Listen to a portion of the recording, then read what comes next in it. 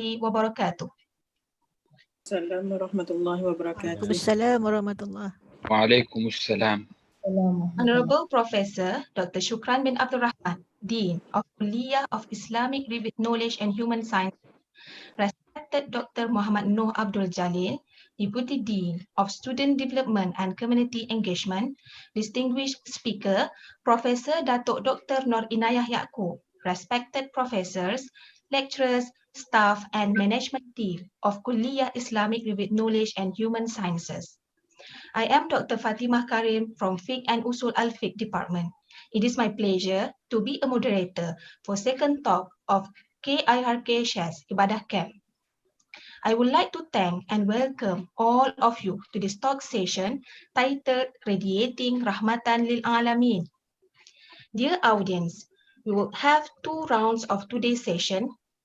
The first round is where our respected speaker will speak on the matter for about an hour. Right afterwards, we will have a Q&A and sharing session. Anybody can share their views regarding the topic during the sharing session, or you can write your views at the chat box so that the concept of Rahmatan Lil Alamin will be implemented during the talk session. Dear participants, before we begin, allow me to introduce our respected and well-known speaker. Professor Dato'Dr.Noor Inayah Yaqub served as member of the Majlis Pengawasan Syariah of Amanah Raya Berhad since April 2019. She is the Rector of Kolej Professional Baitulmal Mawid. She was also a member of Syariah Committee of CIMB Islamic, Sun Life Malaysia Takaful Berhad and MBSP. Previously, she was a professor, Comparative Law and Sharia, as well as the Director of Center for Corporate Planning and Leadership at Universiti Kebangsaan Malaysia, UKM. She was also a Dean, Faculty of Business and Accountancy, University of Selangor. She has more than 24 years of experiences in academic fields. Her areas of interest include Islamic law, Islamic finance, Takaful and insurance law, equity and trust law, and business law and ethics. For your information, she holds a double degree of Bachelor of Sharia Law Honours and Bachelor of Law Honours from the International Islamic University, Malaysia. She got her master from the University of Bristol, United Kingdom in Comparative Civil and Banking Law. She received a PhD in law from the University of Manchester, United Kingdom, which she successfully completed in 2.5 years. She received the Best Business Law Professor Award recently by the Golden Globe Tigers 2019 and Association of World Federation of Education and Academic Institutions. Professor Dato'Dr.Noor Inayah Yaqub was ranked 22nd in the 2019 top 50 most influential women in Islamic business and finance by IFA Cambridge, United Kingdom.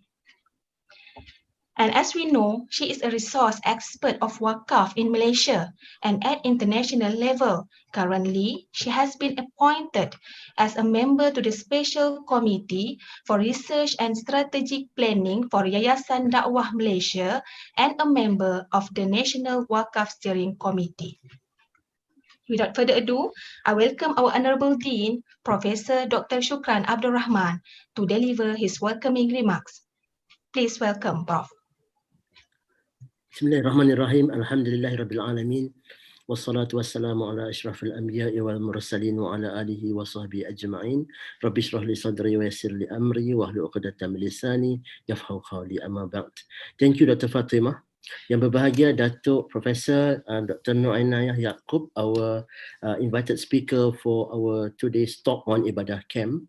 Dr. Muhammad Noor Abdul Jalil, the chairman of Ibadah Camp, the deputy dean in charge of student development and community engagement fellow colleagues, brothers and sisters. Assalamualaikum warahmatullahi wabarakatuh. We are indeed very honored, very delighted to have Yang Berbahagia Datuk Professor Dr. Dr. Inayah Yaakob to be with us this afternoon on the screen.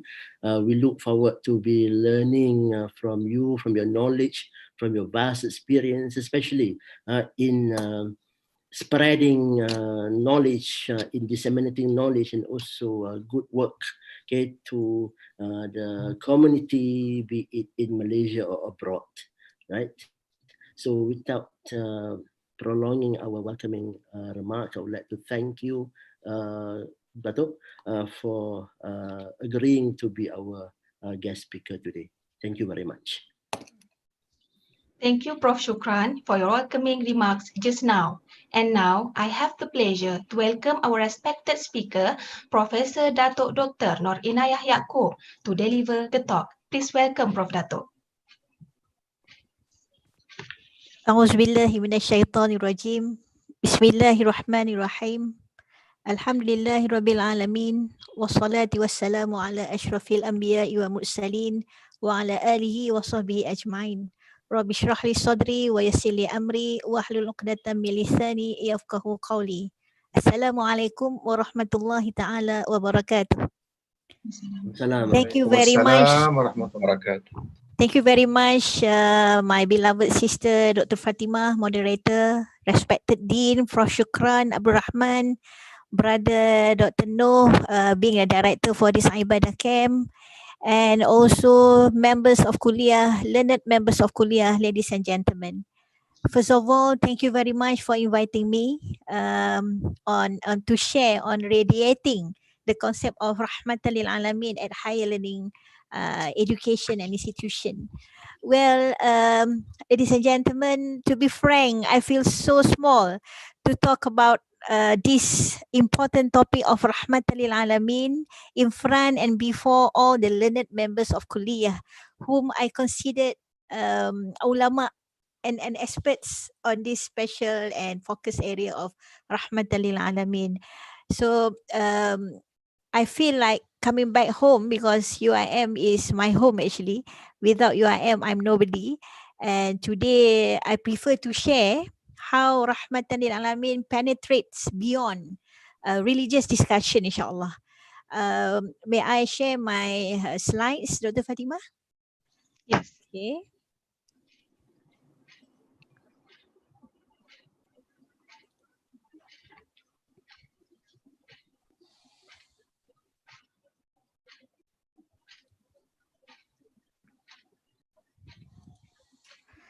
Okay, this is the topic, radiating the concept of Rahmatan Lil'Alamin at higher learning institution.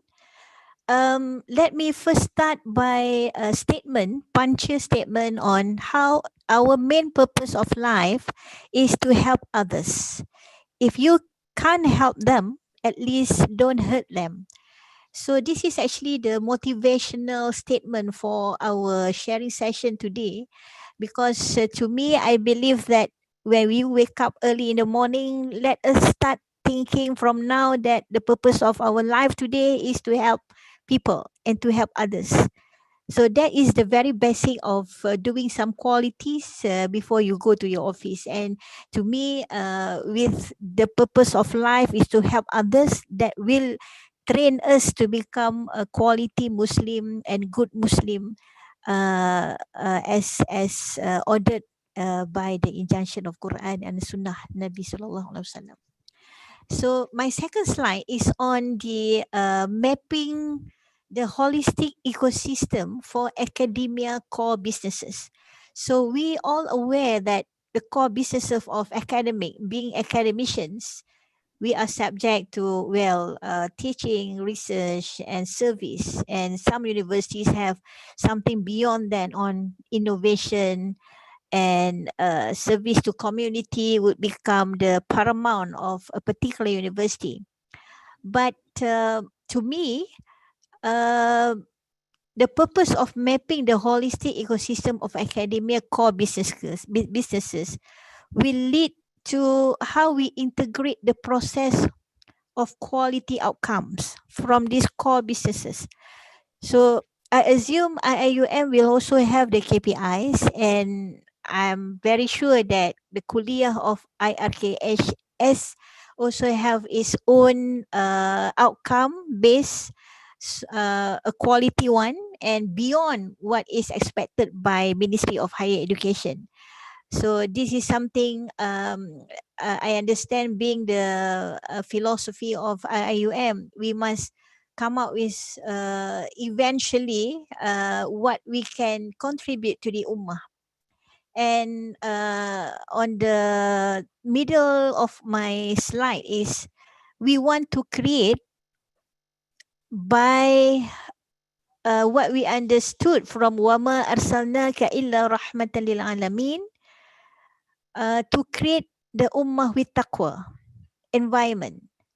So if we don't have this as outcome, being academics, to fulfill all the KPIs, to fulfill all what is actually requested upon us to fulfill, but eventually we are of nowhere creating the ummatik with taqwa environment, that is, regret to say, that is not the genuine academia core businesses as aspired by the establishment of IIUM. So when we recite wama arsalnaka illa rahmatan lil alamin, meaning that eventually the outcome is to have the ecosystem of taqwa environment. That is my first kick off for today's session, in order to understand radiating the Rahmatul Alamin in the ecosystem of higher education. So on the red box is actually questions to ourselves, own self. What is actually our ultimate goal? Is it to achieve empowerment of something? What is the something? Okay, is it on empowerment of human capacity only, or is it on empowerment of research high impact only, or is it on teaching excellence only? So from this as a background, I think we can always understand the concept of Rahmatan lil Alamin, to be Rahmatan towards our fellow colleague, right? So to be Rahmatan to our fellow colleague, what does it mean then? Right? So my next slide is to understand, being a leaders in the kuliah, and also everyone is a leader actually, we are Khalifah. So we must really understand, in order to understand Rahmatan lil Alamin, what does employee want community? What is actually meant by employees want significance? What is actually meant by employees want excitement? And finally, what is meant by when we talk about employees want authenticity?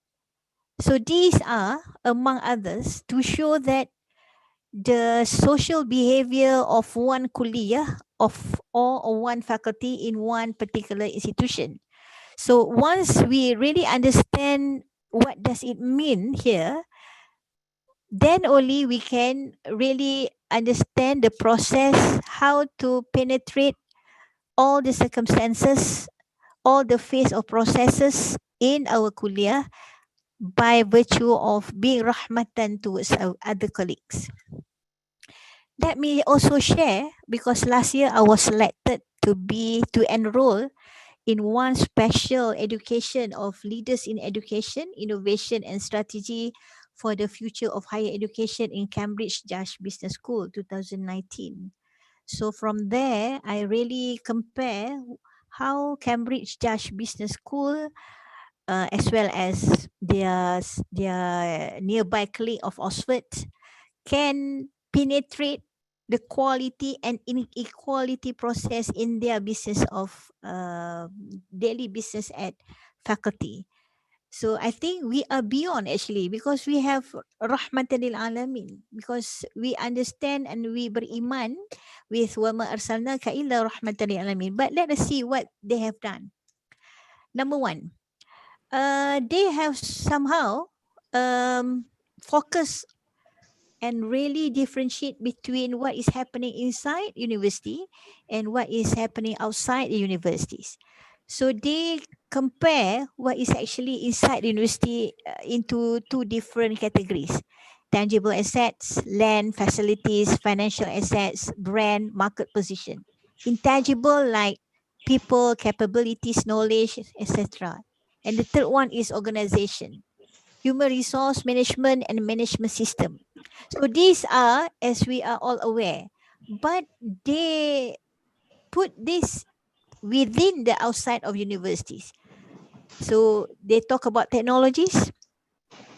They will not overlook the market for faculty, and they know who are their competitors, and they are fully aware of the current legislation enacted by the parliament, and they also identify alliances, partners and markets for student and other stakeholders like parents, local, regional and global. So these are how they build up the capabilities and human capacities.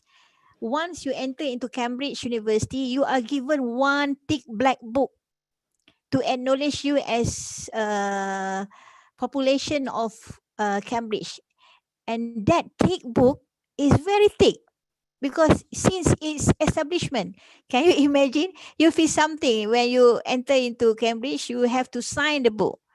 So these are some novelty part that they nurture in all the employees of the Cambridge. So you feel something when you sign that black thick book to show that you are belong to these established universities. So this black thick book is actually from the establishment of the University of Cambridge. The next slide is, sorry. This is to link the kuliah of Revealed Knowledge and Human Sciences with the Rahmatan Lil'Alamin. My first question is the fundamental one. Are we really conscious? What does it mean? What is actually happening around us? Are we really conscious on that? Do you ever think of how someone benefit others in a very large scale? Because sometimes we just look at our colleague around us at the faculty, but sometimes are we really conscious what is actually happening around us globally? And are we ever think of how someone benefit others in large scale? I show you. This is what matters, performance measure. We take, for example, once we start preparing to come to the office, starting from the point yellow, time to drive from home. And then we reach IIUM, time to park our car, and cafe time maybe, or the lobby time here. So the purple one is actually the minimum hours delivery at duties at office. Perhaps the minimum is about 7 to 8 or 6 to 7. And based on all the 4 steps earlier, what is actually we have contributed to the society? If we really understand وَمَا أَرْسَلْنَاكَ إِلَّا رَحْمَةً لِلْعَالَمِينَ. And where are we heading to after this? So if we do not really care of what we have exercising daily, we might lost somewhere, we might feel lonely, we might go astray, we might feel like we don't really happy at the work. So these are very simple journey that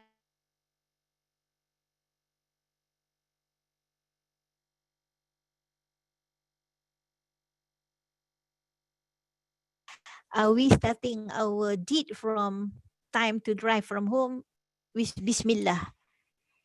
Only Allah. Only we go to office only for Allah, not to please Dean, Prof. Shukran or anything else, right? So these are very simple, but this is measure performance.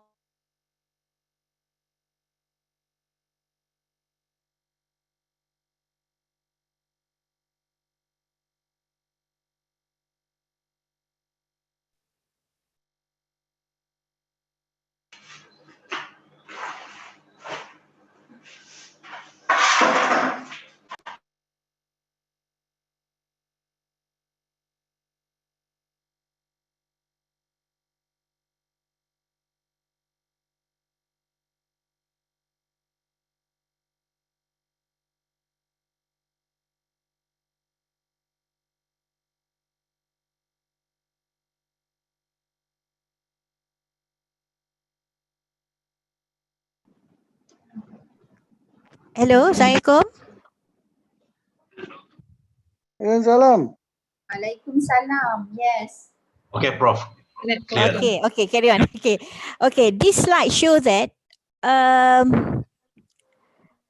driven by several converging forces, we will see a talent accelerating shift from going to a college to get a job to going to a job to get a college degree. This is to show that being academic, we must think of something disruptive value. You see, so currently students go to college to get a job, but in Western they already shift the situation to going to a job to get a college degree. You see, so universities over there are no longer providing places to fresh students. They providing places for those who already got job.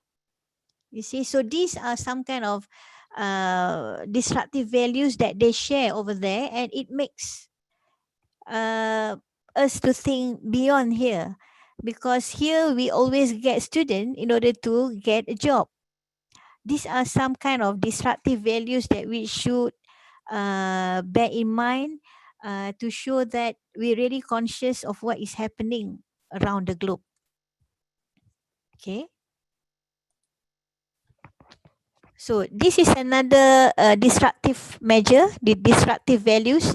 Previously, we have watch of Rolex with the time adjusted, but now we have a digital kind of watch. We no longer need the numbers here, but we just place a statement to show that what we want to convey to the caller in order for them to understand why we can't answer or not. So this is actually to show how being rahmatan to others, by kind of innovation. So to me, what I'm trying to say here is that being academic, we have to think beyond. Not to go and jump into red ocean, but in the blue ocean. Blue ocean means something that people never think of it, but we still sharing the values and benefiting people and ummah. Okay, so you see from this slide also, this is happening in India, where Indian people is very genius. The village Indian gentleman, he created a happy fridge, okay, with a 4-tier here to avoid people to bridge food wastage and hunger. So you see, people in India, gentleman over there is very genius in innovation. So he created happy fridge, the key bridge food wastage and hunger. So Problem India by Sayan Tani Nath in 2018, the write up. So I'm going to highlight here is that how people continue serving others in the context of doing good for others. So these are beyond our imagination. If we being academics at Kuala, we don't think how to benefit others. Being rahmah to someone is to do beyond. You see, to do beyond. This is happening around us. And this is once again how technology makes children can smile with a big smile over there. So what is actually we currently do in understanding Rahmatan Lil'Alamin? Okay, besides the incumbent, besides the all the KPIs that being imposed on us, which we have to fulfill, but what more? What is actually we have to do beyond, besides all the al-wajibah imposing on us? Okay, so this is I'm bringing you something that beyond our imagination, how to become a rahmah to others. So they out there have come up with innovation, right? So they already come up with pattern. They are far reaching towards successful kind of IT. What about us? Okay. So this is another scenarios, the big why by University of Cambridge. With change, there's a tendency sometimes to get caught up in the tools. But the really big why behind any improvement initiative is crucial to identify. Okay, achieving 35% higher take-home baby rate will increase in successful implantation at hospital in Northwest. Better patient safety with 91% improvement in post-surgery antibiotic use, delivering annual saving over 1 million at Hospital of Southeast. Okay, and the last picture is on shorter ED wait times allow 28 more patients per day to be seen with potential financial impact over 30 million annually at hospital in Southern California. So this to show us that people, non-believers, non-Muslim already go beyond, they do things with rahmah to others. They can claim that they have this for the benefit of mankind because they have used all the intellectual property rights. But if for today's Ibadah camp, Rahmatan Lil'Alamin, in the context of higher education, I think we should start from today what to do next for our ummah. I show you why this is important because I skip this one. Okay. Because we must balance the past, present, and future. We have already got our past. Okay, the establishment of kuliah of revealed knowledge. How long, Prof. Shukran? Dr. Noor, how long the kuliah has been established? 30 years. 30 years. 30 years. 30 years, eh? Okay. Yeah, 30. Yes. 30, right. So and what is actually the next future, because we have the next century of Islamic calendar in 2070, right? So perhaps we must start from there. And we all aware about the Imam Mahdi, Ya'juj, Ma'juj, and so on and so forth. But to me, being Rahmatan lil Alamin is to manage the present and optimize. Businesses may optimize what we are currently as a core business at Kuliah. This is another example of how good university like Cambridge start in 1985. They start so small in terms of startup and everything, but now they have embarked themselves. They have spread. They have created technologies. They themselves have created society. They themselves has created many innovation, which is novelty. So from this circle to another circle is actually needs a lot of collaboration among the colleagues, needs a lot of passion, needs a lot of understanding of philosophies of universities. So can you imagine that kuliah of revealed knowledge in the next 5 years will have a better chart compared to University of Cambridge in other kind of varieties that's suitable to the ummah. This is for Cambridge. They go for technologies. They go for business. They do the startup. They gain profits. They have a different mindset in getting what single dollar and single cents. Yeah. So if I can highlight, we have, based on this ecosystem of Cambridge, what is currently they are doing for the past 100 years, for example, we in Malaysia, for example, and the rest of Muslim country, we have B40, we have Asnaf student, we have Faqir, we have Miskins. Okay, we have dispute on Islam, whether Islam is the religion of federation. We have large and huge dispute on this, and yet not been settled. We have interference between Sharia court and also civil courts on issues of issues belong to Sharia. Okay, and we have issues of LGBT. We have issues of human rights, corruption, disharmony, drugs, and etc. So how can we build a better scenario of UIA and also Revealed Knowledge Human Science Kuliah in order to overcome our duty and the demand outside there, especially on the dispute of Islam itself. Okay, so I think the next 5 years, perhaps learned members of faculty or kuliah can always have this in mind and start thinking of what to kick off being the good and quality kuliah, which already got brand and name and reputation. So but exactly can we measure what's our contribution towards all the blue rounds here on the navigation right and left? Yeah, because Asnaf student keep emerging. Yesterday statistic, another 2000s is on board for Asnaf. So meaning that our economy is not good and we have fakir. And what more, these fakir do not observe the all rukun Islam. They don't pray, they don't do fasting, so on and so forth. So where is our duty here? And this is something to do with the next is on the judiciary and legal aspect.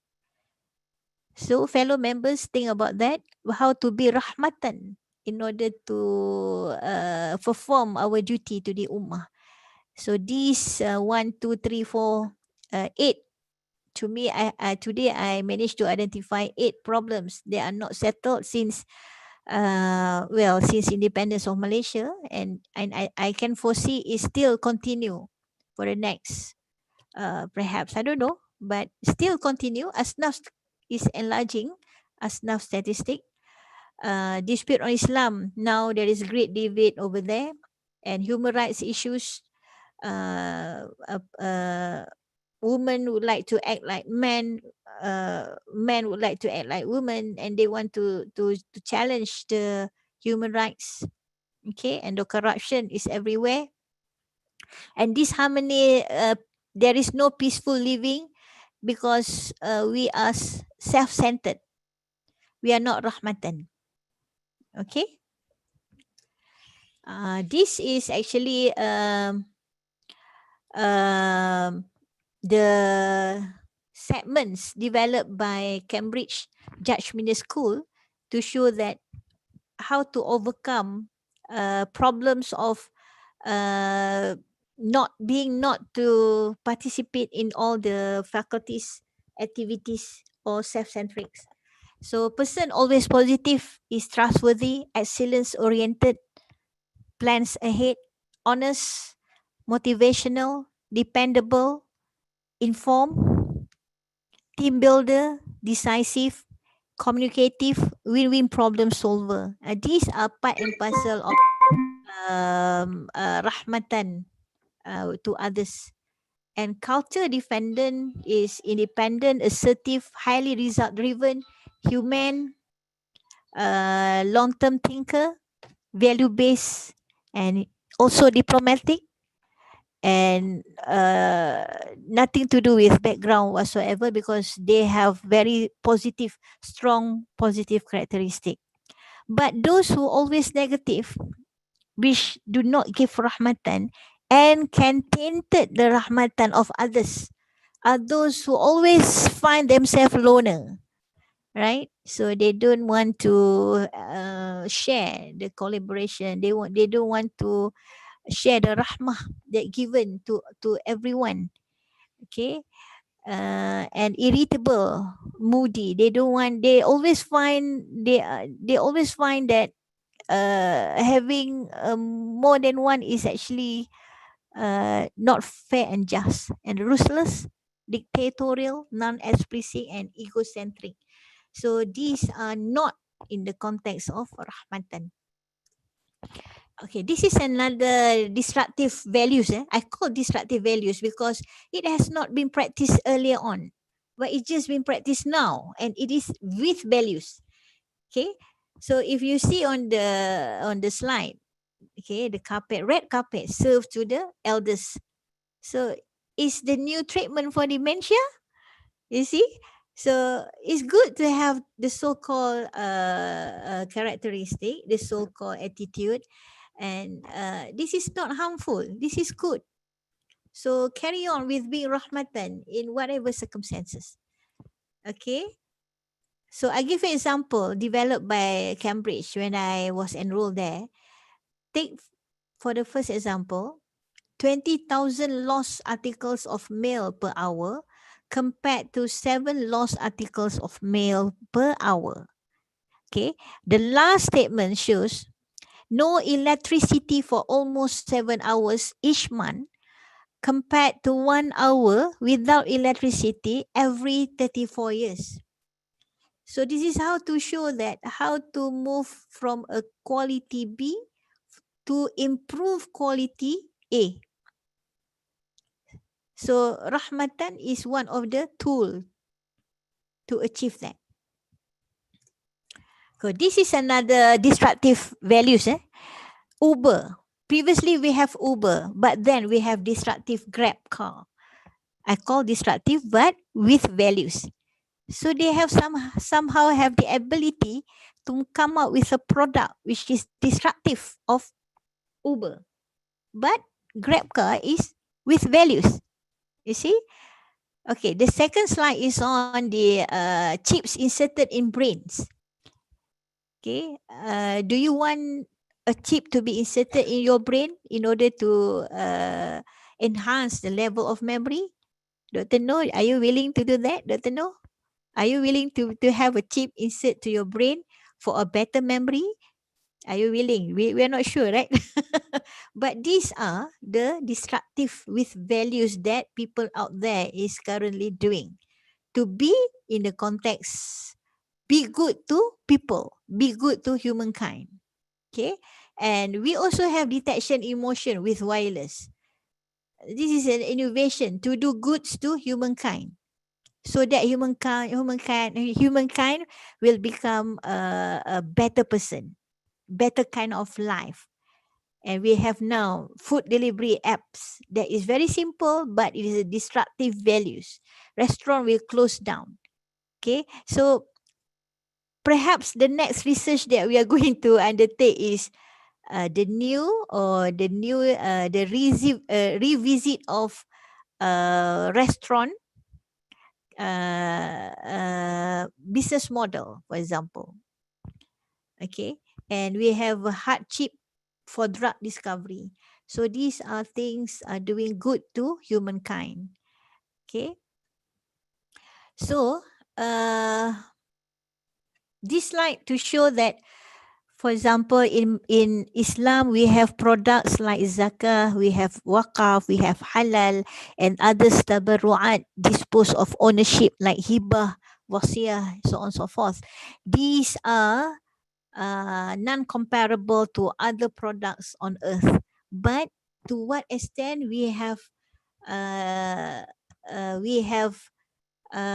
created another sub-product of these products to show that we want to champion the ecosystem of economic, for example, because nowadays we concerned about the biodynamic, the conduct have changed in buying and selling. Consumer decision making is becoming vital, and the goods and services in terms of consumerism has forcing retailers to think out of box. So these are innovative management that we have to link with the Rahmatan Lil'Alamin, being an academic in a higher learning institution. Right. Come back to what have been laid out in our Quran. We have 200 verses about compassionate living in the Quran. Okay. Whether we realize or not, we have about 200 verses about compassionate. All right. So this shows that we should not behave otherwise, because being a Muslim and believers, we must understand the real concept of compassionate. And Quran has dalil qat'i, and also further interpreted by a hadith on this compassionate. Okay, and letting go all the grudges for the sake of Allah. And we must, in order to minimize distress surroundings, we go back to Surah Al-Zariyah, verses 56. وَمَا خَلَقْتُ الْجِنَّ وَالْإِنسَ إِلَّا لِيَعْبُدُونَ. I did not create jinn and mankind except to worship me. Okay. And again, I link to the maqasid syariah. We have the objective of syariah, maqasid, protect religion, life, intellectual, dignity and descendants, and also property and wealth. So if we see from the boxes with light purple, these maqasid is to improve social welfare, interlink with Rahmatan Lil'Alamin, promoting economic growth, to help communities survive in the sense of being harmonized to each other, and zakah, wakaf, and as support programs further to overcome all the B40 so that they have a better quality of life and avoid maisir and debt-free, riba-free, and reduce inequality. We have everything being a maqasid syariah.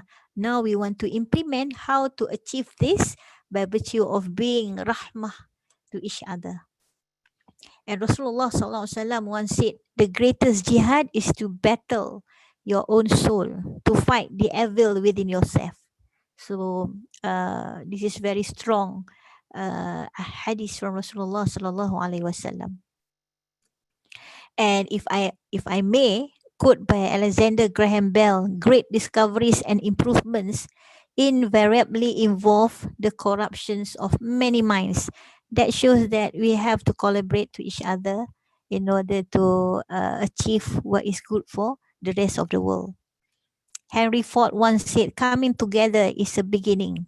Keeping together is progress. Working together is success. Okay. And in order to have a rahmatan also, we must also understand the communication preferences among our colleagues and what are our key priorities and what are we hoping to achieve in the ecosystem that we are currently living. All right. So my next slide is, you can't manage time, but you can manage energy, to show that how to live with rahmatan. Time is a finite resource. Energy is renewable. Putting in longer hours leading to declining performance. Here you are fully energized, you accomplish more in less time. Energy can be systematically expanded. There are 4 basic types of energy: physical, mental, spiritual, and emotional. So I think the learned audiences who are from, especially from psychological department, I'm sure you know what I want to convey is about how to penetrate the concept of Rahmatan Lil'Alamin to humankind in the especially when we work together in the ecosystem of higher learning institution. So this is a matter of collaborations, yeah. And this is also because I put so many pictures here because I know the time is actually the most suitable time to show pictures rather than just preaching. You see, this is 3 o'clock. And if you see from this picture, this is Zaman Batu, we call it. Maybe we should collaborate. So this is actually the very punchy picture for us to understand. Okay. I open to the discussion. Well done, Kuliah of Reading Knowledge and Human Science. Continue benefiting the Ummah. I end my discussion here. Assalamualaikum warahmatullahi ta'ala wabarakatuh. Assalamualaikum warahmatullahi wabarakatuh. Thank you, Prof. Dato', for the informative and interesting talk. Dear audience, now we come to the question and answer and also sharing session. Please introduce your name and from which department you are. Tafaddal mashkura. Assalamualaikum, Dato'. Assalamualaikum warahmatullahi. I'm Cik Razi bin Yusuf from Department Fundamental Studies. I have a question. When we listen to your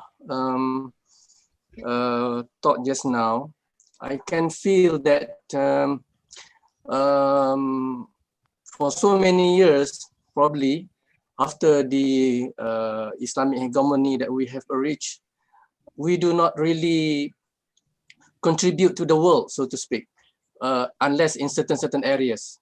So in the modern era, we found that we are becoming the end users, right?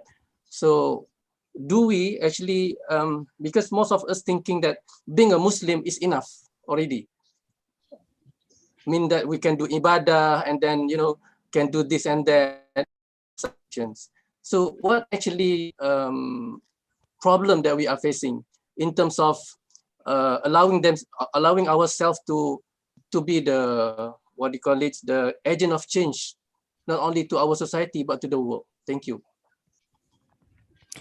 Thank you, Dr. Razi. Okay. Well, you have point there, but to me it's very simple. As long as we do not possess the taqwa inside us, you see, we may not reach what level to a better level of contribution that we wish to, because element of taqwa in the sense that it train us to be a good people. That's why I said in the very first beginning of my presentation, I put at the first slide, the purpose of life is to help others. Okay, so once we have that in our mind, once we get up from our bed, we want to do good to all people. So being good to people does not mean that we do things like we do every day, but this is beyond, because this Rahmatan Lil'Alamin in the context of education, higher education, we must do beyond, because we are the academic, we are professors, yeah, we have our knowledge, so we are different compared to the rest of group of the world, right? People in the world, because there is proverb saying that we have lawyers, we have doctors, we have engineers, we have accountants, but people listen to professors, right? So I think the first element is taqwa. When we have taqwa, we will do up to the very best for the rest of the ummah. Thank you for your question, Dr. Razi. Thank you, Prof. Dato', for the enlightening answer. Okay, I open for other question. Assalamualaikum, Yeah, Prof. I am Rabia from Department of English. I just want thank you for such an enlightening talk. I just want to ask you, what is your opinion? Because I think for most of us academics, I think we wake up with the intention to help others. But what if the system is not helping us to help others, for example? So what is your thought on that? Right? Okay, I'm not referring to anyone. I'm just referring to maybe universities outside. Right? It's just your thought. We want to help, but now we are oppressed. We ourselves are not. We cannot help others because the system is designed that way. For example. Okay, that is very frank question to me, Sorry. Dr. Rabia. Very frank. It shows that you have a sentiment and feelings to help. Actually, to me, because I can share my experience. Because working in different sectors, to me, it is impossible to have an environment which is 100% perfect. Okay, but it is us. How can we contribute, even though we find the system is not helping? But I still believe and have confidence that we still can contribute, because these are all human-made system. Whereas we have to submit fully to Allah Subhanahu Wa Taala, and we are being judged by the malaikat and Allah as well. So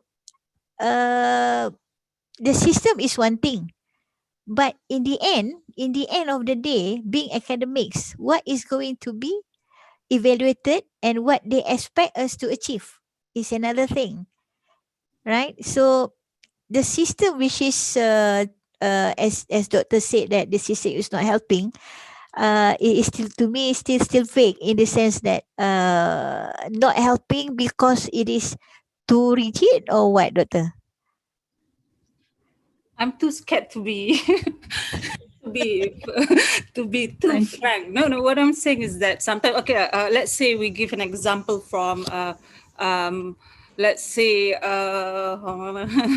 let's say in terms of let's say being in academia, so we have to teach a lot, we have to do this, we have to do that, and then at one point we don't have time for ourselves. So you see, there's that dilemma between contributing to others and also helping ourselves. So that's why I said sometimes I think that we want to help. I have all the intentions to help, but it's just now I have to think about, let's say, my publications first, yeah, at the expense of helping the students, for example.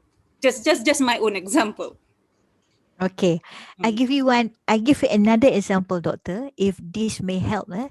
I see my friend with 7 kids doing PhD, and the other friends without kids doing a PhD. Right? So if we look at into perspective of time management, with 7 kids, it's very hard to do PhD with 7 small kids, right?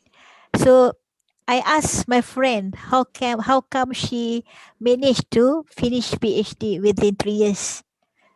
What she told me is that the element of taqwa, and for the rest of 2/3 of the night, she devoted herself to Allah Subhanahu Wa Taala, so that on tomorrow, Allah will awarded her with leisure of times. You see, so from that moment, I understood that perhaps we might find ourselves in a busy schedule, but do you have enough sleep, Dr. Rabia? Very, very difficult to answer that. Okay.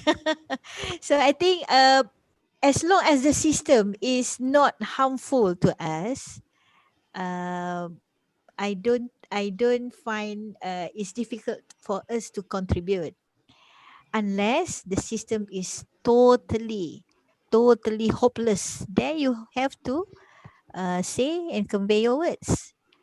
That's all. But to me, being academics, teaching, supervising, giving talks is actually, orang kata in our own language, that is no question.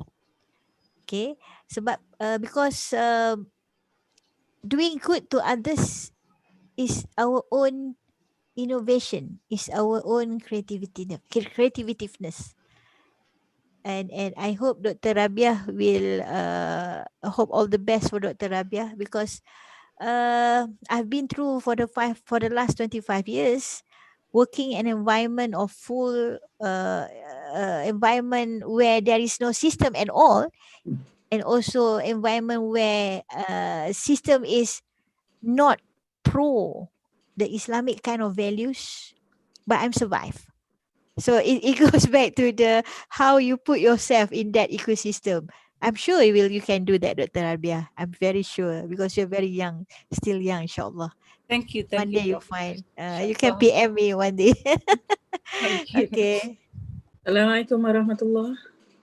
Assalamualaikum. I'm Dr. Wan Mazwati Wan Yusuf from the Department of Fundamental and Interdisciplinary Studies. Just I want to ask your opinion regarding how to be good to others. Okay. Sometimes I think probably because my own not creative, don't know what to do, don't know what is best for the. So I work with B40, and it seems like I don't know how to work. Let's say if I spend all my salary just for B40 monthly, meaning that I get zero money for myself, but it didn't help. I mean, it didn't help solve the problem. Probably because I don't know how should I spend the money. Should I just give them so that they can survive, or should I do something else? So that is like am I doing something? The question: am I doing something good or something that is not good at all for the B40? Because we are like feeding them, but not. I'm not doing something that they can be independent. Okay, Dr. Mais, I got what you mean. Helping others is not necessarily mean give money. We can always donate our khidmat, our service. Yeah, for us now, people they actually need some coaching on dakwah, because sometimes they don't know how to pray. You know, sometimes they don't really understand the aurah. They don't really grasp and comprehend the social kind of living when you have ajnabi, when you have muhram. They don't know to what extent it should be observed.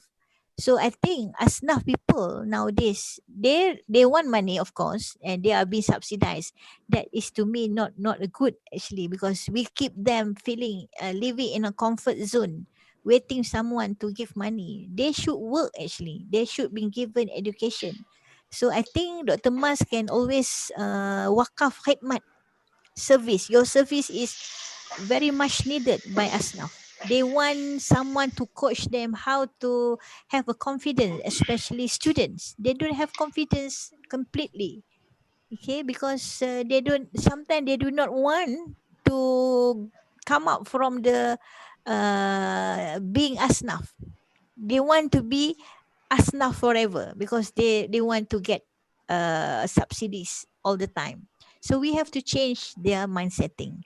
So Dr. Mas, I wish you all the best, and please come to my college in order for you to share your khidmat in especially in coaching, Dr. Mas, inshallah. Okay, your college is where?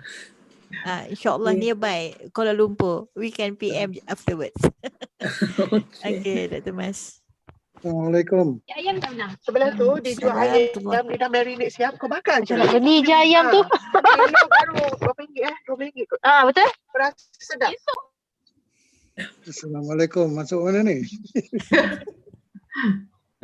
Assalamualaikum. Assalamualaikum. May I ask a question? InsyaAllah. Okay, Prof. Doctor, terima kasih banyak for your talk. And you touched something quite important, basically the role of KHAs after 30 years. So the Rahmatan Lil'Alamin is not only in improving, but arresting the slide. The sliding of Aqidah, or the sliding of Taqwa, or the sliding of ethics, the sliding of Akhlaq.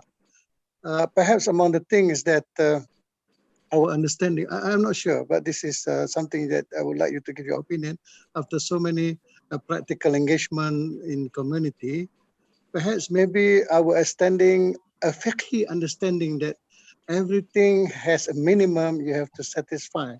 So the maqasidic approach would be that you protect, you preserve. You do not improve. You don't feel that you should be developed to the maximum, meaning you protect, then you develop, and you sustain that development at the high optimum level. So for us, it's always been kalau dah cukup boleh buatlah. So kalau semayang tu dah cukup physically 13 rukun plus the tamak ni lah, you don't care about your about your khusyuk. So the same attitude is now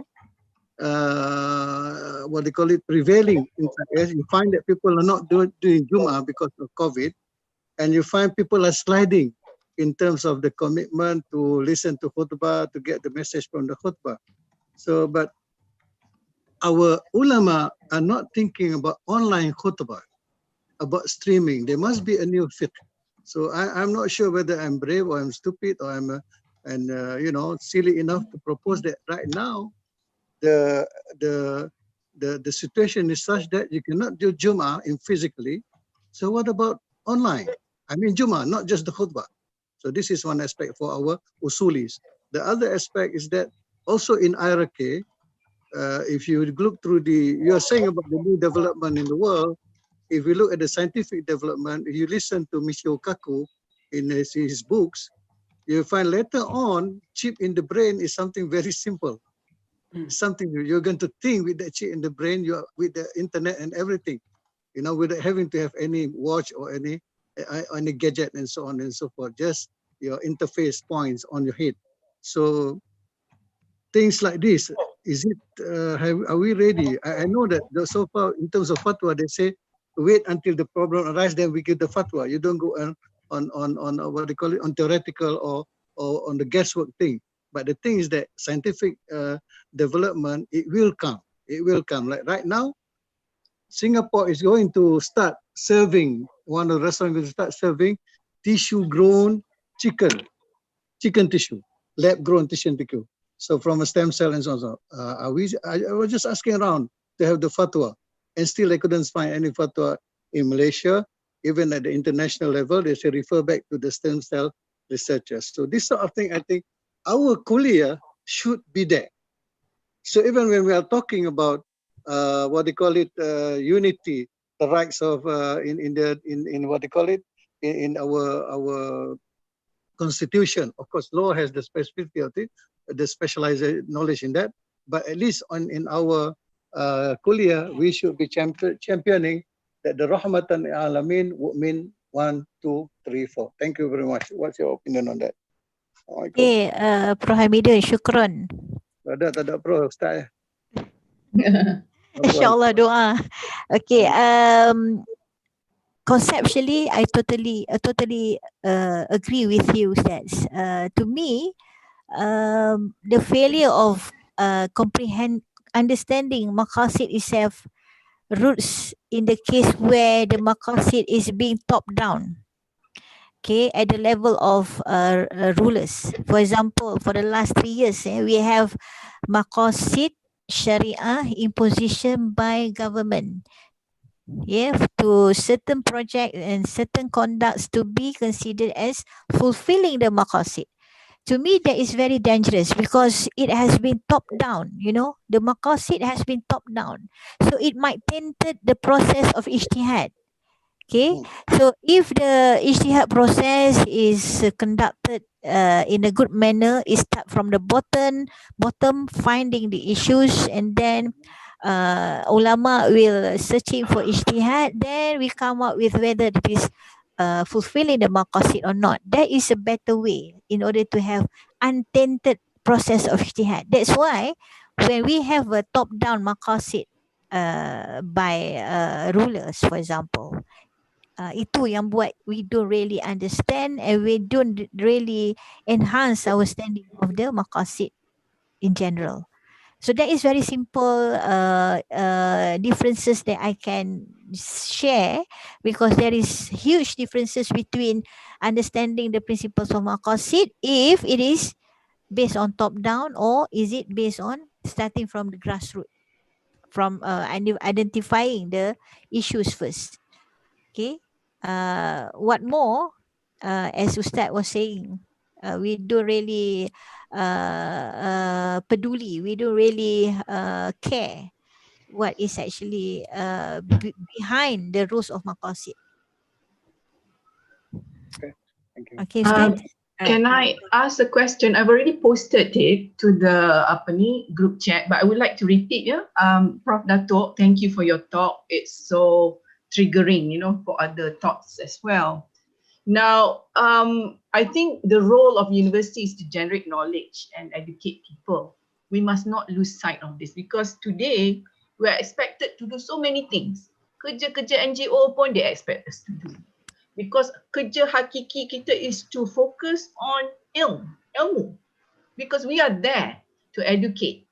So when we are, our energy runs thin.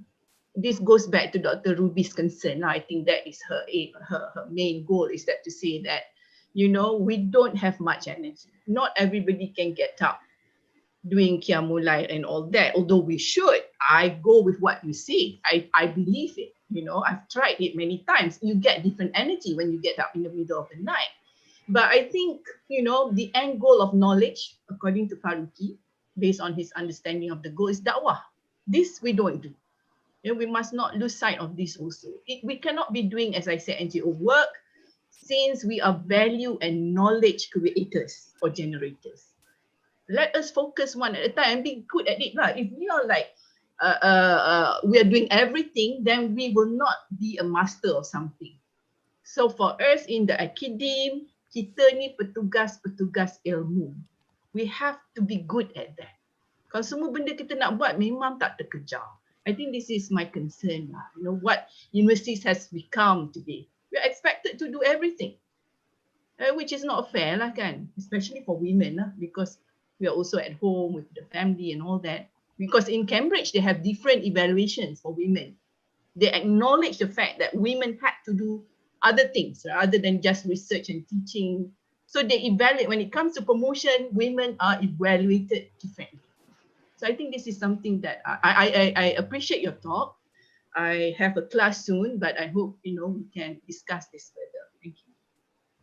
Okay, thank you, Prof. Farida. You are correct. I think it goes back to what has been made as a policies up there at the Ministry of Higher Education, and that policy has to be translated by each vice chancellors and rectors of the IPT and IPTAs. Yeah. So I think why not Kuliah of Revealed Knowledge come up with very focused objective so that the rest of the Kuliah will follow. Because it's no harm of come out with specific policies only applicable, and we want to do this as dakwah because we believe in what we are doing. So if we think, being a members of Kuliah, if we think that we should have a different kind of policies, why not ensure that we are really understand what we are proposing to the above administration? And I will support that if we can show that the basic duties should be expanded. Acquiring knowledge, we must ensure that our knowledge has been decimated well. And what about quality of our students, and what makes our student contribute back to the ummah, and translate it into the policies of the kuliah, so that we come up with a different set of evaluation later on, and shows that this is actually giving a punchier impact to the society. Thank you. Assalamualaikum. Waalaikumsalam warahmatullah. Dato, as an academic, I sometimes feel torn between two imperatives. For example, as a Muslim, I have duty to society. I want to help the poor people, I want to help the refugees, I want to help all other vulnerable groups. But as an academic, I also need to publish to spread knowledge, to generate knowledge. Sometimes I feel like it's a very difficult balance to make. How to do both, like how to go out to society to help people, and at the same time, how to continue producing knowledge as an academic. Okay, Prof. I think we can't do alone. We must have our fellow members to work together as one team. Even though if we want to do good to society, being Muslim, we want to preach da'wah, we can do in a group of people from our colleague members. And for publication, we must very wise in choosing what sort of publication that we want to publish.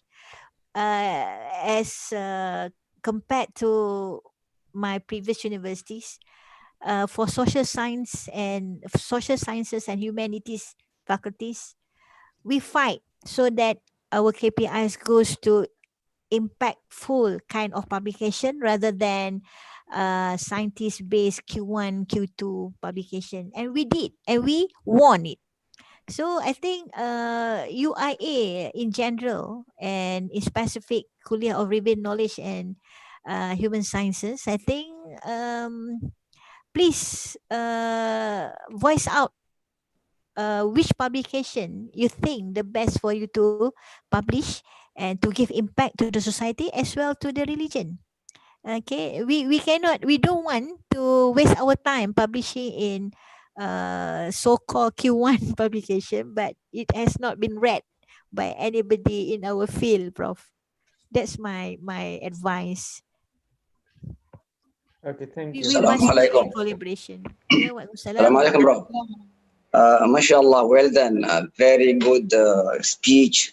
And I think it has some sort of, I don't know, your name is Noor Inayah. So it is good to have Inayah care and also to have Noor light on this day, Friday, in Ibadah camp. Prof, you have mentioned the word Rahmah has been mentioned 268 times. It's not only 200, 268 times, yeah. In fact, with the derivatives of Rahmah, we'll get 330 words in the Quran talking about Rahmah and its derivatives. Now, my humble remark, how do we enhance this Rahmah in our lives? In our Salah, we mention in every rak'ah 4 times Ar-Rahman Ar-Rahim.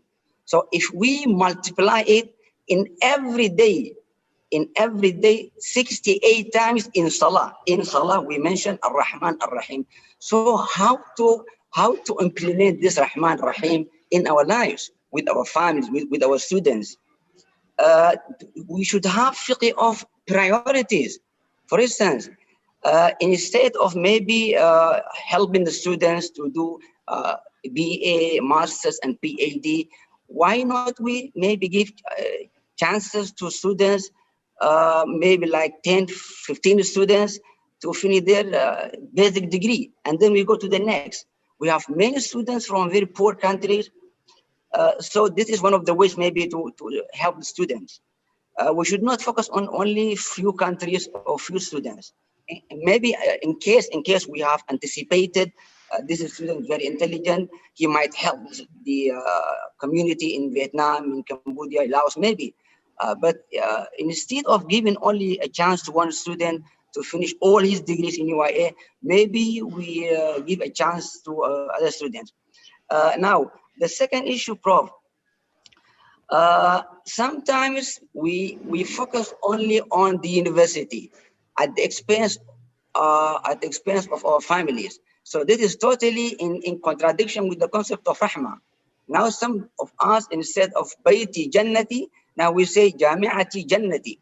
So all of the time you think of the university. It is good because it is part and parcel of your life.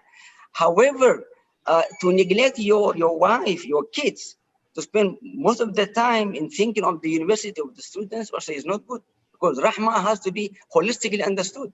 So how come in my Salah I say Ar-Rahman Ar-Rahim and I have no mercy with my students? The administrative staff have no mercy on the students, on the teachers. You are the teacher, you have no mercy on the management when you always blame them. You have not done anything. You didn't play your role, and you are asking others, you are expecting others to do lots of things for you. So Rahmah is missing. It has to be holistic. This is my humble remark, and thank you, mashallah, well done. Very touching presentation. Shukran. Assalamu alaikum. Okay, Prof. Abdul Hamid. For the first question, I think we look at the very popular hadith, Izamata ibnu Adam, and some ulama said Izamata al-insan, but I prefer to apply Ra'yul Rajih, Izamata ibnu Adam in qata'a amaluhu illa min salas, sadaqah jariyah aw ilmu yuntafi' bihi aw walad salih yad'u lahu.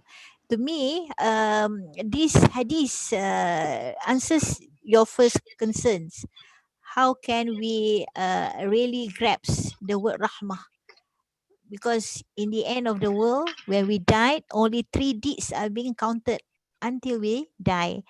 Number 1 is sadaqah jariyah, ilm yuntafi'u bihi. Yuntafi'u bihi is us being academics.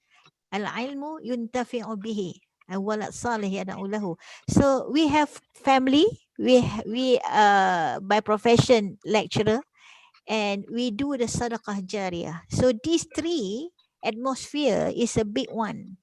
If we manage to interpret it into our way of life, I think we will not neglect the 268 and 330 words of rahmah in the Quran. For the second concern, yes, I agree with you, Prof. We only talk about university. Sometimes we forget we have kids really need our attention. We have a husband, we have wife that needs our attention. To me, it goes back to how we create the culture of quality at home as well as our office. So it depends on how you treat your family, even though when you are at the office, and how you treat your colleague, even though you are at home. So it goes back to the element of the level of taqwa and level of iman that you possess. So Rasulullah sallallahu alaihi wasallam always advise us to not to talk too much and not to waste time. There are 5 things that should be always adhered to. Healthy before you become sick, and so on and so forth, Prof. I think is that satisfactory, Prof? Thank you so much. Prof, Assalamu alaikum. Waalaikumsalam. Thank you very much, Dato, for this enlightful speech. I like your statement, the one you make it in the beginning. You say that Allah is actually watching us, how we deal with each other. And that's very important, actually. This is at the, at the heart of this Rahmatan Lil'Alamin. And I just would like to emphasize on, re-emphasize on this point. This is very important because, you know, the way we deal with each other sometimes is not in line with this, we feel like Allah is not there. And even though we believe that Allah, we believe, you know, we make a shahada every day in our salat, but at the same time, the way we deal each other is not the way we're supposed to be, actually. It's not, it's not the way coming from the, Allah is watching us and muraqabatullah. So I just wanted to re-emphasize on this point. Thank you very much. Jazakallah khair. Yes. Shukran, Prof. Assalamu alaikum wa rahmatullahi wa barakatuh. Yes, Prof, thank you so much for this nice talk, mashallah. I just want to emphasize here regarding the, I'm from the Quran Sunnah department. This Rahma, as you just mentioned, that it was mentioned so hundreds of times, alhamdulillah. In the Quran, Allah has mentioned this Rahma in different meanings, in fact. Like we find that Rahma, compassion, mercy, and even the rizki that Allah provides to every single person, that was rizki is also mentioned as Rahma in the Quran. For example, you can see in Surah Hud, page number 2, and Surah Rum, page number 5. Allah mentioned there, وَإِذَا أَذَقْنَا النَّاسَ رَحْمَةً مِنَّا فَرِحَ بِهَا. Rahmatan here is rizki. When I give them rizki, at that time he becomes happy. وَإِذَا أَصَابَتْهُمْ سَيِّئَةٌ بِمَا قَدَّمَتْ أَيْدِيهِمْ إِنَّهُ لَيَوْزْ إِنَّهُ قَنُوتٌ. He becomes hopeless. So this is rizki that Allah has mentioned here. And also we find that even the Jannah was mentioned as Rahmah. If you look at Surah Shura, in the first page, Allah has mentioned there, وَلَوْ شَاءَ اللَّهُ لَجَعَلَ النَّاسَ أُمَّةً وَاحِدَةً وَلَكِنْ يُدْخِلُ مَنْ يَشَاءُ فِي رَحْمَتِهِ وَالظَّالِمُونَ مَا لَهُم مِّن وَلِيٍّ وَلَا نَصِيرٍ. Allah said here that if Allah wanted to make, Surah Shura first page, all people can become Muslims. But no, Allah doesn't do it. Allah only let the people who He loves to enter to His Rahmah, meaning to Jannah. Prof, we find that because simply by our actions, we cannot go to Jannah. You find a lot of people, they're doing good things, doing prayers, doing zakat, doing sadaqat, a lot of things. If there is ikhlas and taqwa and ihsan is not there, they cannot go to Jannah. Only simply actions cannot let us go to Jannah. The Prophet mentioned in many hadiths, Bukhari, Muslim, and many other books, لَن يَدْخُلَ أَحَدُكُمُ الْجَنَّةَ بِعَمَلِهِ. قالوا ولا أنت يا رسول الله؟ قال ولا أنا إلا أن يتغمدني الله برحمته. The Prophet said, none of you can enter Jannah with his actions simply. Companions asked, Ya Rasulullah, even yourself cannot go to Jannah with actions? He said, even myself cannot go there. إلا أن يتغمدني الله برحمته.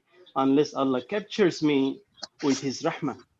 So, Prof, we find here that we need to get the Rahmah to go to Jannah, and this Rahmah should be there. Mercy, compassion, love, and also the actions that we are doing, and these actions has to be totally with devotion, with ihsan. Inna Allah ma'al ladhina taqaw wal ladhina hum muhsinun. Inna rahmatallahi qareeb min al-muhsinin. Allah's rahmah will be with the muhsinin people, the best people, I mean. So in this great day that we have, alhamdulillah, you have done a great job, wonderful talk, mashallah. And hopefully we can be with this rahmah to achieve that ultimate directions, to be with ikhlas, with taqwa, with ihsan, to achieve that, inshallah. Thank you so much. Shukran, Prof. If I may add, even though we have 114 surah in the Holy Quran, but there is one hadith talking about only two surah, Surah Yasin wa Surah Taha will be recited in the Jannah. So if we interpret literally, why Rasulullah keep saying about only two surah will be recited? This is beyond our fiqh, beyond our hikmah to understand the interpretation behind the meaning of the hadith itself. But this is to show that ar-rahmah, al-hikmah, wisdom, al-hikmah, two interlinked connotation that we must bear in mind too, the word hikmah. Okay, thank you so much. Thank you so Thank you much. so much. Prof, Surah Ar-Rahman, by the way, the only surah has the name of Ar-Rahman in the whole Quran. Yeah, Na'am. Yes. Surah Al-Rahman. Yes. For hadith, Prof, I think let me just clarify a little bit here. The hadith that you mentioned, we need to also look at the hadith status. The hadith I mentioned to you that was from Bukhari and Muslim and all Bukhari Muslim. Yeah, Yes. the one that in Jannah only Surah Taha and Surah Yasin will be recited. We need to see whether this is narrated by the chain of narrators, because This there are a lot of. Is that mutawatir, Prof? Yeah. Please help me if I'm wrong. I don't think so. Anyhow, it's okay, no problem. You can check Yeah. that. I don't think that is mutawatir. Okay, Yeah, I double check then. Yeah. Yeah, thank you so much. Thank you. Shukran, Prof. Yeah. Okay, thank you so much for the question and also for the sharing opinions from all of the participants and audience. Okay, Alhamdulillah. Finally, we come to the end part of our session. Hopefully, the talk will be beneficial for everybody. And as for conclusion, we must always take Prophet Muhammad sallallahu alaihi wasallam as the utmost exemplary and role model, because Rasulullah sallallahu alaihi wasallam has been sent as mercy to worlds. We have written back to Al-Quran and Sunnah responsibility as ibadah lillahi ta'ala, nurture the taqwa in ourselves so that Allah will ease our matter, insyaAllah. Yeah?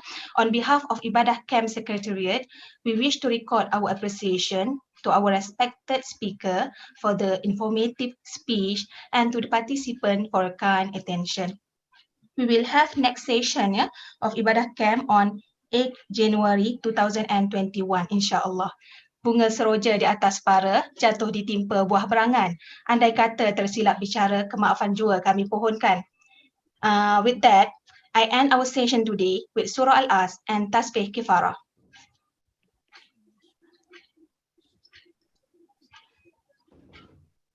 Thank you very much, Dato'. Wa ilal liqa. Assalamualaikum warahmatullahi wabarakatuh.